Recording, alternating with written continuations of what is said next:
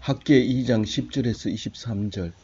다리오 왕 제2년 9째 달 24일에 여호와의 말씀이 선지자 학개에게 임하니라. 이르시되. 오늘 학개 말씀이 3일 묵상제로서 마지막입니다. 이 학개는 가장 짧은 선지서인데 아주 중요한 시기에 했던 말씀이라서 우리에게는 꼭 필요한 말씀이다. 이제 이렇게 보게 되는 것입니다. 이 학개는 바벨론 포로 갔다 와서 예언하는 예언자로서는 첫 번째고, 이 짧게 하는 이 예언 기간은 4개월밖에 안 되면서 또 예언 내용은 네 가지가 있습니다. 여호와께서 학개를 통하여 말씀하시되 이렇게 하는 네 가지가 있는데, 그 오늘 제일 마지막에 기록을 해놨습니다. 그 네 가지를 4개월 만에 제일 처음으로 바벨론 포로 갔다 와서 한 이 말이 우리에게 얼만큼 중요한 얘기인가? 결국은 예수 그리스도 오심을 이야기하고 있는가? 그게 있다는 거예요. 정확하게 그 속에 들어있기 때문에 우리는 이 말씀을 꼭 잘 새겨서 들어야 됩니다. 연속된 이야기도 아니고 시편처럼 중간에 아무나 읽어도 되는 것도 아니고, 그리고 길게 쓰여져 있는 대선지서도 아니라서 우리는 학개를 잘 읽지 않고 있습니다. 그러나 이 학개 속에는 분명히 예수님의 조상과 예수님이 오실 일에 대해서 이야기를 하고 있는데, 사실 그 광맥을 캐기 위해서는 많은 그 돌을 캐내고 그 속에 들어있는 그 필요한 광석을 캐낸다는 사실을 우리가 잘 알고 있습니다. 그래서 다른 글을 잘 봐야 이게 보이는 거죠. 오늘 세 번째로 묵상하고 있는 말씀은 세 번째 예언의 말씀입니다. 첫 번째 말씀은 스룹바벨과 여호수아에게 얘기를 합니다. 스룹바벨은 유다 총독이었고 여호수아는 대제사장이었기 때문에 두 사람을 앉혀놓고 학개가 입을 열기 시작을 했습니다. 어떤 학자들은 바벨론 포로 갔다 온 아주 늙은 사람이다. 그래서 4개월만 예언하고 그만 노쇠하셔가지고 더 이상 못했다라고 얘기하지만, 사실은 그 뒤에 스가랴가 길게 예언함으로써 우리는 이 두 사람의 학개, 스가랴, 말라기가 그 바벨론 포로 갔다 와서 말씀하는 예언자로 이렇게 기억하고 있습니다. 소선지서로 기록하고 있습니다. 기억하고 있습니다. 그런데 그 학개가 말하는 것이 이제 네 번째 달에 와가지고 세 번째 이야기를 하는데, 첫 번째는 스룹바벨과 여호수아에게 얘기했지만 두 번째는 똑같은 사람뿐만 아니라 많은 백성에게 얘기를 합니다. 오늘 세 번째는 제사장에게 얘기하고, 절반 뒤에 가면 이제 그 스룹바벨에게 얘기를 합니다. 사실은 스룹바벨에게 얘기한 것이 우리에게, 기독교인에게는 가장 중요한 얘기지만, 스룹바벨이 뜬금없이 나타나면 안 되니까 그 배경을 지금 쭉 얘기를 하고 있었던 거죠.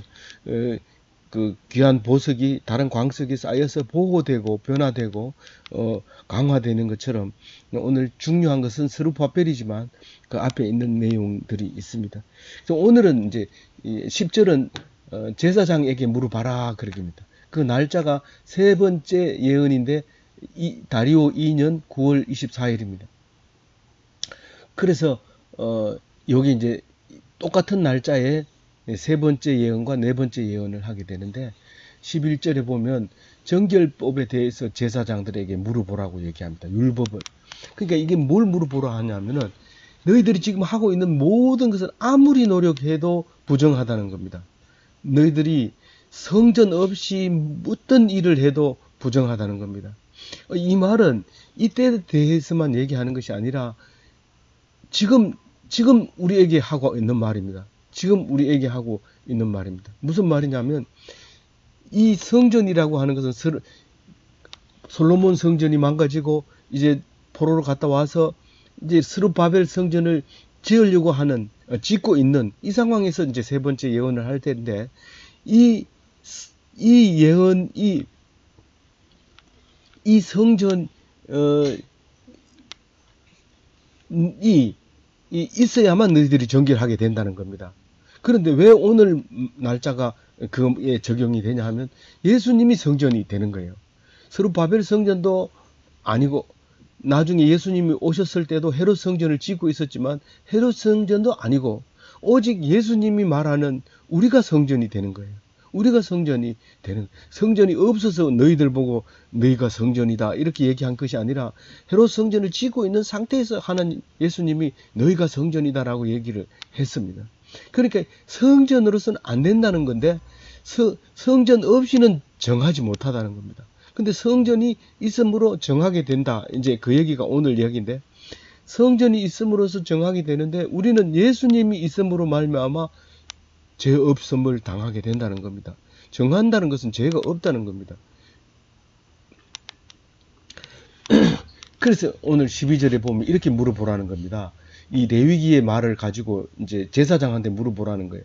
지금 확실하게 해놓자는 겁니다. 사람이 옷자락에 거룩한 고기를 쌌는데 그 옷자락이 만일 떡에나 국에나 포도주에나 기름에나 다른 음식에 닿으면 그것이 성물이 되겠느냐?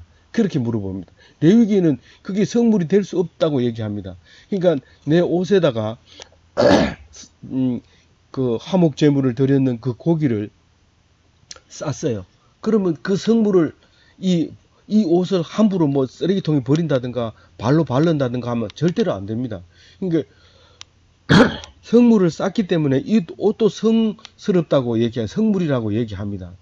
그러나 그 옷으로 다른 걸 국그릇을 만진다든가 기름그릇을 닿는다고 해서 그 그릇이 성물이 되느냐는 게 안 된다는 거예요. 레위기에도 그래 적혀 있기 때문에 제사장들이 다 알고 있습니다. 그러면 학계가 다시 물어봅니다. 13절에. 그러면 네가 시체를 만져서 부정하게 된 사람이 다른 것을 만지면 부정하겠느냐라고 묻습니다. 그럼 부정하지요 라고 대답합니다. 레위기에 여전히 그 부정하다고 얘기를 하고 있는 거죠. 그러니까 학계가 뭐라고 14절에 얘기를 합니까? 14절 한번 읽어보겠습니다. 이에 학계가 대답하여 이르시되 여호와의 말씀에 내 앞에서 이 백성이 그러하고 이 나라가 그러하고 그들의 손의 모든 일도 그러하고 그들이 거기서 드리는 것도 부정하니라.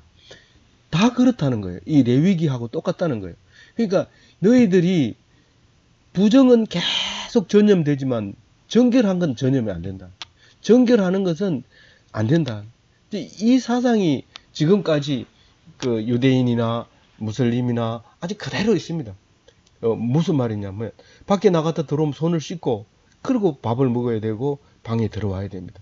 왜냐하면 밖에 나가서 부정한 것을 만지고 오면 집에서 씻고 들어오지 않으면 안 됩니다. 이 이제 부정하다는 얘기를 그렇게 얘기합니다. 그러니까 너희들이 하는 거는 다 부정하다는 거예요. 근데 이게 나중에 이거는 아니라는 것을 예수님이 오셔서 말하잖아요. 너희들은 나처럼 되라. 나는 아무리 부정해도 만지면 그게 정하게 된다. 그 얘기를 하잖아요. 그래서 우리는 이 레위기만 믿는 사람은, 레위기만 공부하고 뒤에 거 공부 안 한 사람은 니는 왕따하고 놀지 말아라. 니는 착한 사람하고 놀아라. 그렇게 얘기하지만 예수 믿는 사람은 니는 왕따를 만나야 돼. 니는 공부 못하는 사람을 만나야 돼. 문제아를 만나야 돼. 그렇게 자식에게 가르쳐 줍니다. 그럼 그 자식은 왕따하고 만남으로써 왕따가 그 학교에 없고 그 왕따 문제가 생기지 않습니다. 그 아이가 그 문제아를 만나서 그 문제아를 이야기를 들어주는 사람 한 사람 때문에 그 문제가 일어나지 않게 하는 게, 그게 예수 믿는 자의 자녀들이고, 예수 믿는 사람도 직장에서 그와 같은 일, 학교에서 그와 같은 일, 또 교회 안에서도 마찬가지입니다. 문제를 일으키는 사람이 있는가 하면 문제를 덮어주는 사람이 있습니다. 그런 사람이 교회 안에서 있어야 되고 가정 안에 있어야 되고, 그게 예수 믿는 자의 모습이죠. 그러면서 너희들은 아무리 해도 다 부정하다. 그러나 성전을 지어서 지금 얼마나 됐어요? 지금 4개월 됐어요. 성전을 착공하고 4개월 돼서 이제부터는 너희들이 복을 받는다. 그 얘기를 하고 있는 겁니다. 이제 원하건대 이렇게 15절에 얘기합니다. 너희는 오늘부터 4개월 된 오늘부터 여호와의 전에 이 돌 위에 놓이지 아니한 때를 기억하라. 지금부터 복을 받을 텐데 이 복을 받은 줄도 모르고 살지 말고 지금부터 복을 받는다는 것을 기억해라는 거예요. 지금부터, 이제부터. 목사님이 축도할 때 이제부터 이렇게 얘기하죠. 맨날 이제부터라고 얘기합니까? 오늘부터, 지금 그 성전이 완성된 날부터, 이 설교를 듣고 나면 성전이 지어져요. 설교를 듣고 나면 마음이, 하나님 나라가, 하나님이 그 속에 계시거든요. 그러니까 축도할 때 이제부터 이렇게 얘기합니다. 이제부터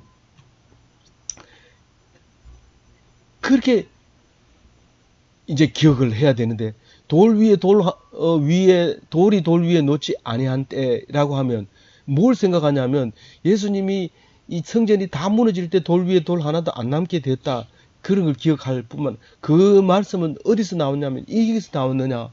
사실은 예루살렘이 성전이 무너질 때 다 무너지죠. 그 헤롯 성전이 무너질 때하고 동일하게 금으로 이렇게 돌을 전부 입혀놨기 때문에 그 금을 벗겨가기 위해서 다 돌을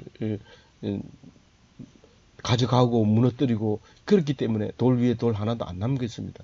그러나 여기서 얘기하는 것은 기초돌을 놓지 않았을 때, 그러니까 우리가 성전을 짓기 시작하지 않고 있었을 때 그때를 기억하라는 거예요. 이 사람들이 바벨론에서 포로로 돌아와서 15년 동안 성전을 못 지은 이유가 뭡니까? 사실은 성전을 지으려고 그 고레스 왕에게 받은 그 장비하고 재료하고 다 들고 왔습니다. 그런데도 성전을 못 지었습니다. 지으려고 하니까 원래 남아있던 사람들과 북쪽에 있던 사마리아 사람들과 이런 사람들이 계속해서 방해를 합니다. 착공을 하려고 그러면 페르시아에다가 편지를 보내가지고 탄원서를 넣어서 공사를 중지시키고 계속 그렇게 했기 때문에 15년 동안 못하고 있었을 때 학계가 입을 열어서 성전을 지어라. 그렇게 해서 착공한 게 이제 4개월 된 겁니다. 그런 4개월 된 이 상태에서 그걸 기억하라는 거예요. 착공식 하기 전에 어떤 일이 있었는지 기억하라는 거예요. 그때에는 16절에 20고루의 곡식 더미에 이른적 10고루뿐이었고 포도즙 틀에 50고루를 길러 이른적 20고루가 뿐이었다. 이 고루가 작은 양이 아니고 220리터가 이게 한 고루입니다. 호멜이라고도 하는데, 곡식 같은 거는 호멜, 액체 같은 고루 이렇게 보통 부르고 있는데, 이게 우리나라는 한석, 두석 이렇게 번역한 데도 있어요. 이렇게 큰 이제 한 드럼이죠. 이게 200리터면 한 드럼인데, 이게 이제 5개만 있으면 1톤이란 말이에요. 그럼 이게 50고로면은 10톤 정도 되는 겁니다. 그러니까 이게 무슨 말이냐면, 유대인들이 공동체의 창고를 얘기하는 겁니다. 다시 말해서 예루살렘 창고를 얘기하는 거예요. 예루살렘 창고 안에 이 곡식 더미에다가 10고루씩 이렇게 해서 그러니까 10고루면 2톤씩 이렇게 넣어 놓는 통이죠. 우리가 비행기 타고 예루살렘에 딱 이렇게 내리면, 비행기 타고 저는 이집트에서 내렸습니다만, 그 내리면 이렇게 창고들이 쫙 절비하게 있습니다. 그 곡식이 나는 것을 그 해만 먹으면 그 다음에 가뭄이 들면 다 죽습니다. 그래서 항상 곡식을 비축해 놔야 되는데, 그 곡간이 2톤씩 들어가는 곡간이었죠. 그래서 이제 20고루면 2톤이네요. 맞나요? 29로, 0.4톤인가? 2톤이니까 4톤씩, 예, 4톤씩 들어가는, 이제, 그런, 그, 창고에 딱 문을 열면 반밖에 안 들어있는 거예요. 왜 그런지 모르는 거예요. 이건 그 여기서 얘기하지 않습니다. 근데, 힘들고 어려우면 그 곡식 창고가 자동으로 내려가요. 가득 안 차고. 뭐, 여기 성경은 그 얘기 안 합니다. 성경이기 때문에 안 합니다. 어쨌든 창고가 비어 있는 상태에 있다는 거예요. 포도주 틀에 가득 이렇게 그 10톤씩 이렇게 들어있는 그 탱크, 그 큰 탱크들은 다 그만큼 있는데, 그게 가서 딱 열어보면 그게 4분의 1도 안 차 있다는 거예요. 40%도 안 차져 있다는 거예요. 그렇게 해서 했는데, 지금 이 예물을 드리기 시작하고 제사를 아직 완공을 안 했습니다. 아직 한참 더 몇 년 더 있어야지 완공을 합니다. 그런데 4개월 됐는데 벌써 축복을 하겠다는 거예요. 왜냐하면 성전을 딱 짓고 그 옆에서부터 제사를 지내기 시작합니다. 우리는 이렇게 어려운 데서 제사를 지내지만 곧 성전이 완성될 것이다. 그러면서 번제를 그 옆에서 드리고 있었던 거죠. 17절에 보면 이렇게 얘기합니다. 왜 그렇게 됐는지를 얘기합니다. 만군의 여호와가 말하노라. 내가 너희 손으로 지은 모든 일에 곡식을 마르게 하는 재앙과 깐부기 재앙과 우박으로 쳤으나 너희가 내게로 돌이키지 아니하였느니라.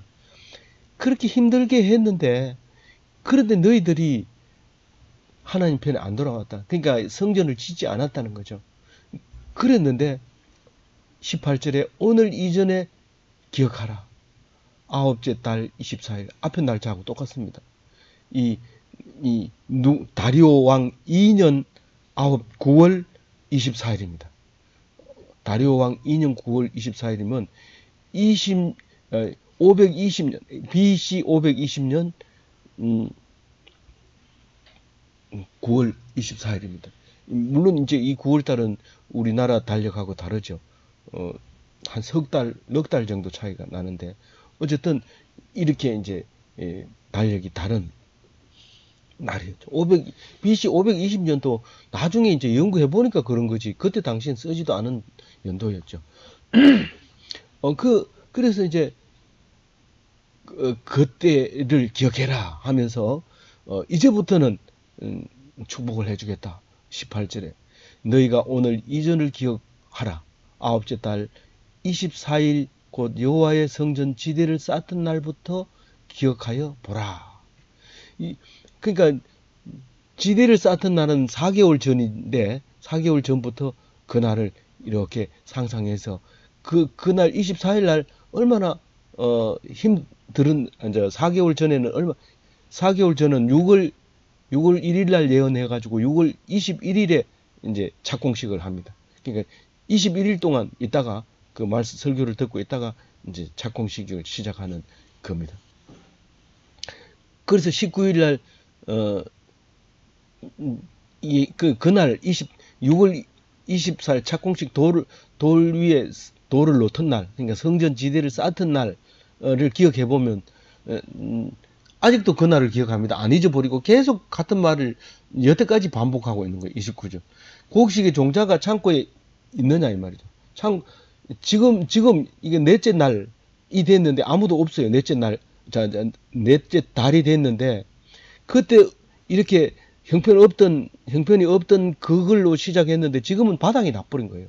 지금 넉 달 동안 바닥이 나버린 거예요. 곡식 종자까지도 이제 창고에 없어요.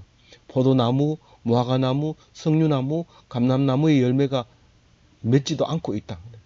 있으면 그래도 괜찮은데 열매 달린 걸 보고 돈도 빌려주고 양식도 빌려주는데 열매도 안 달리니까 아무도 없단 말이에요. 그러니까 지금 바닥이에요.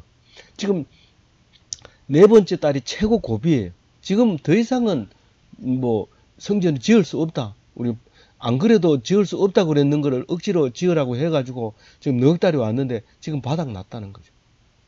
오늘부터 복을 주겠다. 그러나 오늘부터는 내가 너희에게 복을 주리라. 19절 끝에 그렇게 얘기합니다. 이 중요한 얘기는 길게 안 씁니다. 너희들이 꼭 기억해야 될 것은 앞에 형편없이 살았고 지금 형편 없고 그 얘기를 기억하고 있습니다. 우리는 어디에 가면 복 받는 거, 또 축복해달라고 계속 기도하고, 그렇게 하지만, 사실, 제 딸이 시집 가서 아기를 넷을 놓고 안양에 살고 있지만,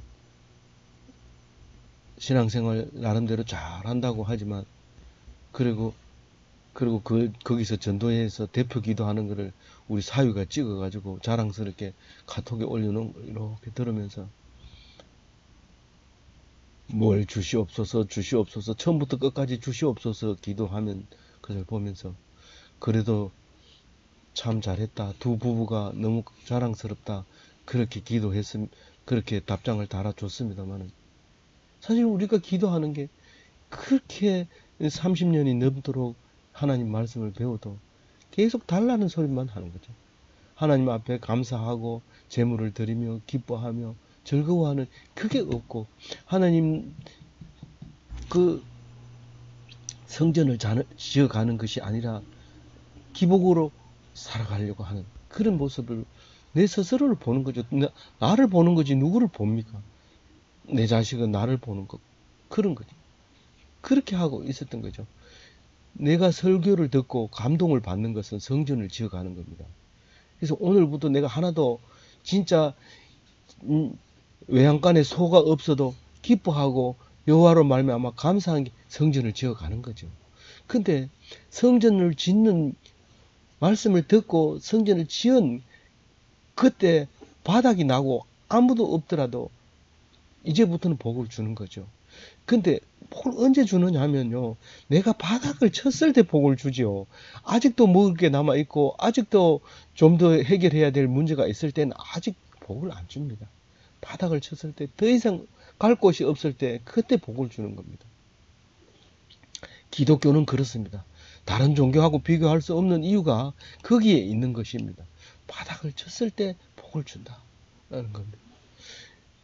20절에 이제 다른 얘기, 네 번째 이야기를 하는 것 같아요. 네 번째 이야기가 앞에 이야기하고 연결이 되지만, 그러나 완전히 다른 메시지입니다. 무슨 말이냐면, 복을 주는 게 어떤 복을 주느냐 하면, 그 복에 대해서는 연결되는 것이지만, 사실 아주 미래적인 영감으로 말씀하고 있기 때문에 이것을 모든 학자들은 네 번째 예언이라 라고 얘기를 합니다. 20절부터가. 그 달 24일, 같은 날입니다. 아마 아침에 얘기했고, 아침에 제사장들을 모아놓고 얘기했고, 이제 그날 저녁에 이 얘기를 했는지 모르겠어요.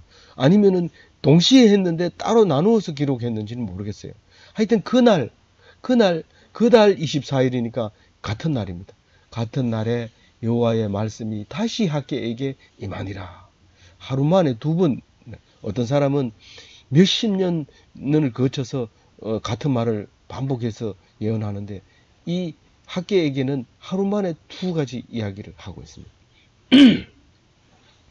21절에 너는 유다 총독 스룹바벨에게 말하여 이르라. 내가 하늘과 땅을 진동시킬 것이요. 이 스룹바벨은 유다 총독이지만 사실은 누구의 그 아들이라고 말했어요? 스알디엘의 아들이라고 얘기하죠. 이 스알디엘의 아들은 바빌론 포로에 끌려갔던 누구의 왕? 여호야긴 왕의 손자가 아들이 스알디엘이고, 스알디엘의 아들이 이 스룹바벨이고, 스룹바벨의 후손이 예수님인 거예요. 이 스룹바벨을 보고 얘기하라는 거예요. 뭐라고요? 땅을 진동시킨다. 앞으로 내가 하늘과 땅을 진동시킬 것이라. 그 얘기를 왜 스룹바벨에게 해요? 스룹바벨 후손에게서 나니까요. 다윗의 후손에게서 나니까 다윗에게 자꾸 얘기하는 거고, 아브라함의 후손에게서 나니까 아브라함 보고 계속 얘기하는 거예요. 그리고 하나님의 아들로 오게 되는 이야기를 하고 있는 겁니다. 여러 왕국의 보좌를 엎을 것이요, 여러 나라의 세력을 멸할 것이요, 병거들과 그 탄자들을 엎드러뜨리며 말과 그 탄자가 각각 그 동료의 칼에 엎드러지리라. 이건 누가 큰 다른 이 세력이 와서 그 사람들을 싸워서 엎드러지는 게 아니고 스스로 멸망한다는 거예요.